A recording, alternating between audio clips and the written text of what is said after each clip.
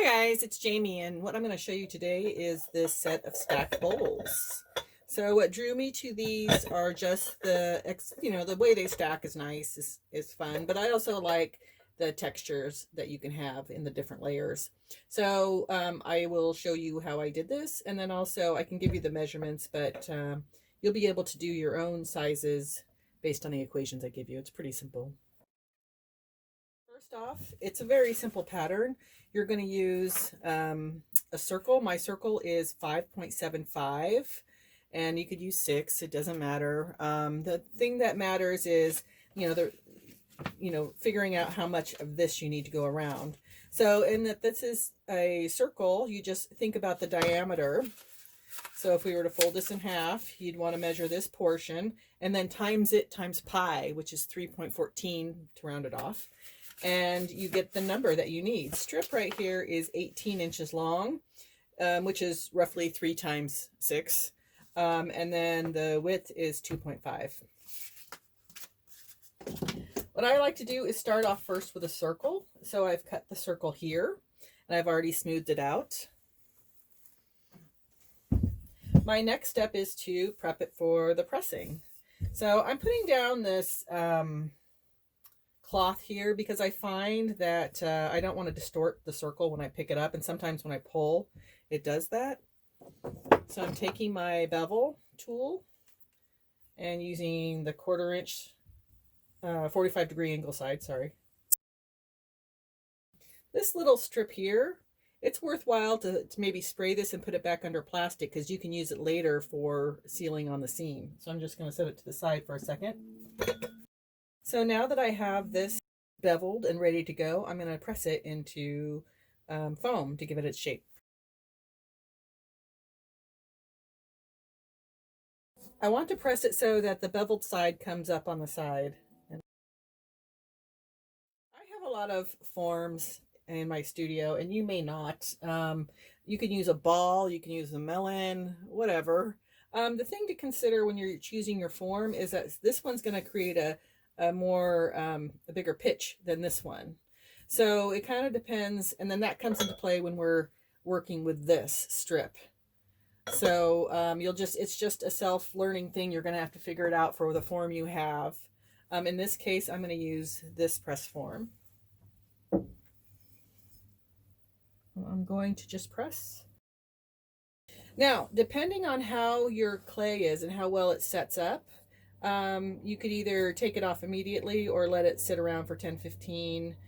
You want to have it be a soft leather hard. Now, I've been working with this clay for a long time, so I know I can work with it pretty quickly. So I'm going to take it off here, and I'm going to set it down, and then I'm just going to do a gentle... This step is super important. You need to make sure you have a flat bottom. So now that I've done that, I'm just going to set it to the side and work on the next step. I've already created a textured piece of slab.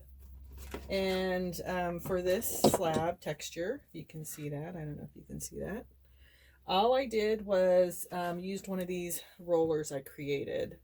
So this roller is, if you've never watched Amy Sanders' roller disc video, I recommend that. I'll have the link when I record. Anyway, this one I just indented holes every so often and then used a tool like this to do this. And it came up with this lovely pattern here. And I got the idea for this lovely pattern based on a member at our studio. Cece, if you're watching, this was inspired by one of your pots. We all borrow from each other, don't we? Anyway, I already rolled it out, and now I'm going to cut. At this point, I'm going to decide which side is up. And then when I do that, I'm going to soften that side. Do not soften the other side because that part is actually going to be trimmed off. At this point, I would recommend starting to work off a tiny wear board. That one's too tiny. Not so tiny, but will do. So now you can get an idea of how well you did on your measurements. So here I have a little bit of an overlap. That's a little bit more than I want.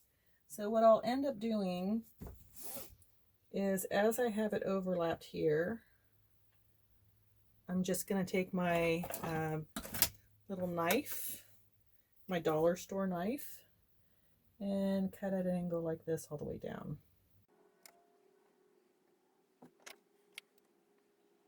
So that's another thing I'm doing, is I'm just marking where the joint is, so when I when I slip and score, I know where to go.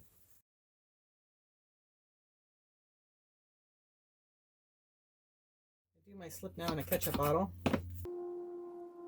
It's groggy clay, so sometimes it gets backed up there.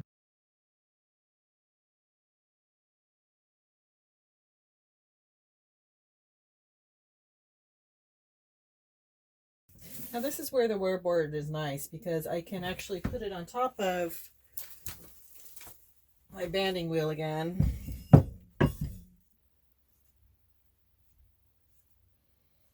I'm doing this gently. I don't want to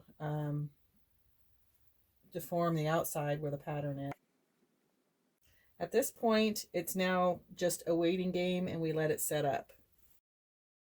I got a little bit out of round when I did this, so I'm just going to stick this mold back on. And you can use a ball or anything you have that's round just to do this. And now it's back to round. I can see I have some more work to do on the seam, but I'm going to do that after this is set up to leather hard. So we're back with our bowl, and if you take a look inside, you can see there's still some imperfections in here, which I'm going to deal with by adding some fresh clay and some lines from my scoring, but I'm not going to worry about that just yet. So now I'm going to flip it over, and this is what the bottom looks like. And now this is the point where you're going to take off the excess clay. So that clay was just here to help keep this stable while it's drying. And now I'm going to poke a hole into it. So I'm going to look on this side to see how far down I can go. It's like maybe a 1/2 inch. So I'm going to go down a 1/2 inch, poke through. I could probably go a little bit more. So that's my line. And now what I'm going to do is, on the banding wheel, I'm just going to keep my hand still and come around and eat away at that line. Now what I could do is switch to a knife at this point. And I know the thickness of the clay, right? So I can just, if I keep my hand at this angle, I know if I press in this much, that's what I need to do. So this is the ledge that's important right here. This is the flat edge that the other bowl is going to sit on. So you don't want to do anything to distort this.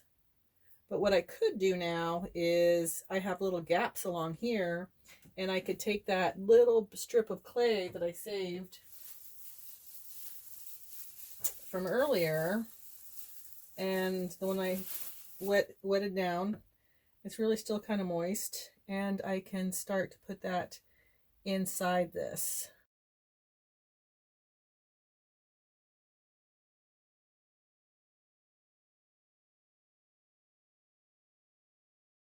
And I'm going to take a look at it from the inside. So I'm also going to use some of this clay to kind of go into that little gap I had by the seam. I like the seam showing, so I'm going to put part of it back. All right, and then anywhere else I might need a little bit of reinforcement. So now that looks much better than when I first showed. The last thing you might want to do is just to make sure that this is level. So you can put this on and you can see where you might need to adjust. So I can tell that it's off a little bit. I'm just going to tap down this way. Perfect. All right, so that's level. That's ready to go. Now you just have to repeat twice to get your set of stackers. It's fun to explore the different textures that you can do. So give it a shot and catch you next time. Thanks for watching.